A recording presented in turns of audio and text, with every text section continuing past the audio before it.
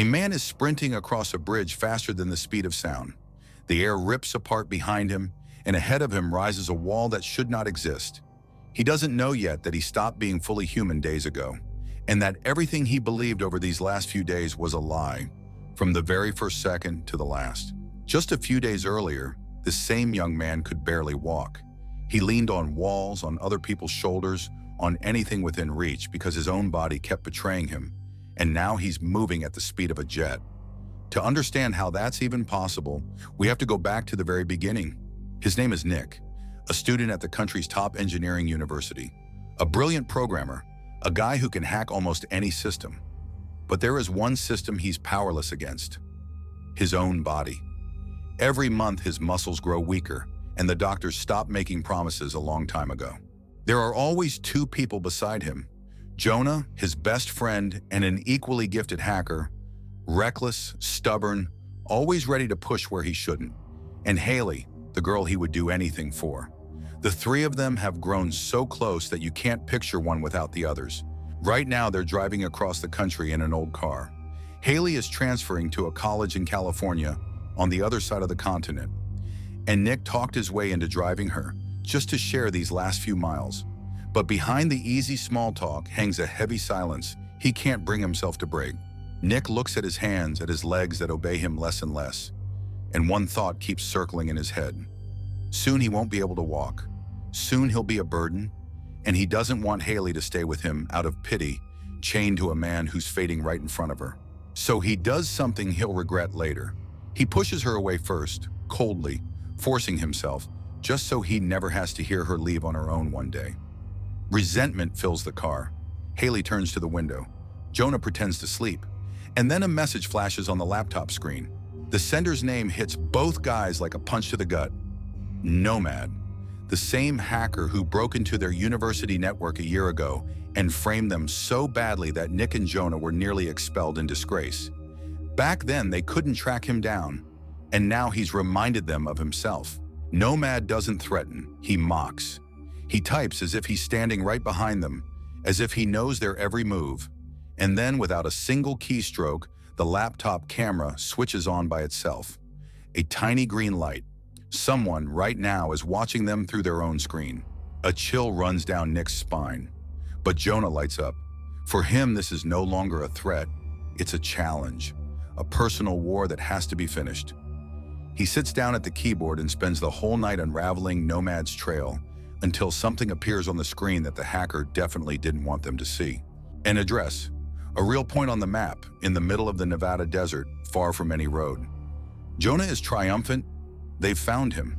Driving toward the person who's stalking you is pure madness, and Nick knows it. But he himself wants to escape the silence in the car. And he agrees. They turn off the highway and text Haley that they'll be a couple of hours late. She's angry, but she waits alone in the car at a gas station.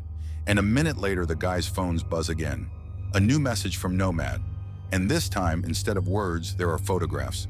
In the photos, Haley's car. Fresh shots taken by traffic cameras just moments ago from different angles, all along her road. NOMAD isn't only watching them, he's watching her. And he wants them to see it and be afraid. In that instant, everything changes. This is no longer a clash of two egos or an old grudge. Haley's life is on the line. Fear swallows the anger, and now Nick has one goal: to reach this man before he reaches her. The car tears off into the dark. The road leads them to an abandoned house in the middle of absolute nothing. No lights, no people, no sound, only the wind dragging sand and the creak of a sagging door. The guys pull out a camera and step inside, filming every move, as if the recording could somehow protect them. The house is empty and dead. Old furniture under a layer of dust, a collapsed ceiling, scraps of someone's past life.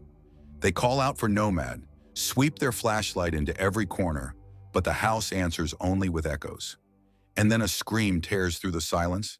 Haley's voice, outside, where she can't possibly be. Nick rushes toward the scream, stumbling over his own legs, bursts into the yard, and freezes. Haley is hanging in the air. An invisible force is slowly dragging her up, into the black sky above the house, while she screams and reaches out to him. Nick lunges after her, but he's too late. The light flares so blindingly bright that it burns the image away completely. The camera goes blind, the screen turns into a white blur, and then everything drops into darkness. The last thing Nick feels is the ground vanishing beneath his feet as his mind goes out like a light. He comes to in whiteness, a perfectly clean room without a single dark corner, cold even light, smooth walls. On his arm there's a fresh tattoo that wasn't there before. The numbers 2, 3, 5, 41. And he can't move a single limb, as if his body no longer belongs to him. A man in a full hazmat suit walks in, his face hidden behind glass. His voice is calm, measured, like a doctor who has seen far too much. He introduces himself as Damon and tells Nick something impossible to believe, yet chilling from the very first word. According to him, that night by the abandoned house, they came into contact with an extraterrestrial biological entity. Contact, possible infection, quarantine. Everything happening now, he says, is an attempt to understand what exactly got into their bodies and how dangerous it is to the rest of the world. Nick doesn't believe a single word. It's insane, a kidnapping, some cruel game. But then Damon plays back the footage from their own camera in that house, and on the frame, right behind the guys, a face emerges from the dark. Not a human one. It's staring straight into the lens. And that's when Nick gets truly scared. The days blur into one. They keep him strapped to a bed, feed him through tubes, shine lights in his eyes, run tests. He drifts off, then surfaces again into the same whiteness. And in this nightmare, he has one single thread back to reality. A thin ventilation grate in the wall. Through it comes a familiar voice, Jonah. His friend is alive, in the cell next door, and they whisper to each other through the wall. But Jonah is terrified. He says something is wrong with his body, that he feels things he shouldn't, as if there's something alien inside him. And then through the glass in the door, Nick notices the room next door. And there, on a bed just like his, lies Haley, unconscious, pale, tangled in wires and tubes. So close, just a few steps away, and so hopelessly far. Nick would tear himself apart to reach her, but his legs are dead. Every day the same nightmare repeats. People in suits, tests, endless questions without answers. One day they bring a live cow into a large hall and run some experiment on it. Something goes wrong, an alarm screams, figures rush through the corridors. And in the chaos, Nick clings to a single thought, escape. But first Damon drops a sentence that breaks him from the inside. Jonah, he says calmly, was never recovered from that house. He's gone. Nick freezes, because just last night he heard his friend's voice through the wall. So who do you believe? The doctor in the suit or your own ears? Something in him finally snaps.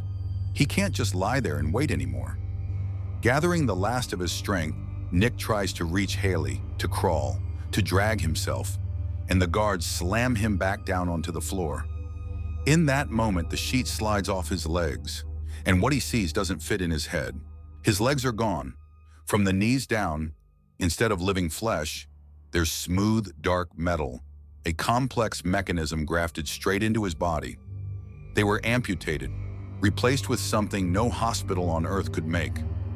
Nick stares at it, not breathing, and can't tell if this is still his body or not. And then something strange happens. He tenses, reaches out to those prosthetics with his mind the way he'd reach for his own legs, and the metal answers.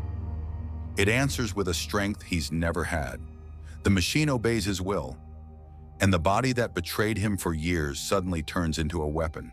Nick tears the restraints apart like paper. For the first time in years, he feels not weak but unbelievably strong, and that strength is intoxicating. He scoops Haley up into his arms, holds her close, and smashes straight through the wall to the outside, not caring where, as long as it's away from this place. But outside there's no city, no hospital, no military base, only an endless scorching desert stretching to the horizon. No fence, no people, no end. Sand, sun, and silence. Nick stands there with Haley in his arms, in the middle of all that emptiness, with no idea where to even go. Very soon it becomes clear. Getting out of here won't be easy. No matter where they drive, Every road sooner or later runs into a gigantic canyon that rings the entire compound. There's no way across. They ditch the pickup, hijack an abandoned big rig, and race along the cliff's edge, desperately searching for any bridge. At an empty visitor center, they stumble onto the one person Nick had already buried in his mind. Jonah, alive, in the same hazmat suit as the guards here. His friend grins, and for a second Nick feels lighter. And then Jonah silently rolls up his sleeves, and the smile drains from Nick's face. Jonah's arms, from the elbows down to the fingers, are replaced with the same alien technology as Nick's legs. Both of them were rebuilt, turned into something new, something not quite human. And the most terrifying part, neither of them remembers the surgery, the pain, or who did this to them and why. Jonah, his hands trembling, frantically pieces it together. Their numbers burned into their skin. 2, 3, 5, 41. Add those digits together and you get 51. Area 51, the secret base people have whispered about for decades. It seems they've finally understood where they are. Nick carefully feels along Haley's spine and goes cold. She has the same implants. She was changed too. All three of them are pieces of one huge experiment, and someone very badly does not want to let them out alive, which leaves only one option: to break through, at any cost while there's still strength left. Up ahead, a military checkpoint appears. Jonah sits down at a stranger's terminal and dives into the system, trying to open them a way out. His fingers fly across the keys, lines of code race down the screen, and in that very moment, a shot rings out. One, dry and short. The bullet finds Jonah. The shot shatters his special glasses, and his friend's eyesight fails right before his eyes. Jonah staggers, clutches his face, but he already understands. He won't make it any further. He pulls Nick close, hugs him tight like it's the last time, and rasps out a single word: "Go."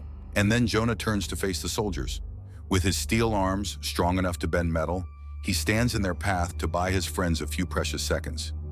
Nick drags Haley away, not looking back, even though every step stabs at his heart. He knows he'll never see Jonah again. They're almost at the bridge, the last way out past the canyon, and beyond it, freedom. And then Damon rises up right in the middle of the road. Spikes burst from the asphalt and shred the rig's tires. A helicopter drops from the sky, scoops Haley up, and lifts her to where Nick can no longer reach. Damon stands across from him, as calm and certain as ever. He says Nick will never reach her, that there's nowhere left to run, that the game is over. And in that moment, Nick's eyes fall by chance on the badge on his chest, on the name, and the whole world turns upside down. Damon's name, read backwards, spells one single word: NOMAD. The hacker who chased them across half the country and the man in the hazmat suit are one and the same being. The whole thing was a trap from the very start, and Nick didn't fall into it by accident. He walked in himself, step by step, exactly as planned. Damon no longer hides his triumph. "You came looking for us yourself," he says. "You are the perfect fusion of human will and alien technology. Our finest achievement of all time. Not a prisoner, not a test subject, but the very thing this was all built for, from his very first message." And something inside Nick finally breaks all the way.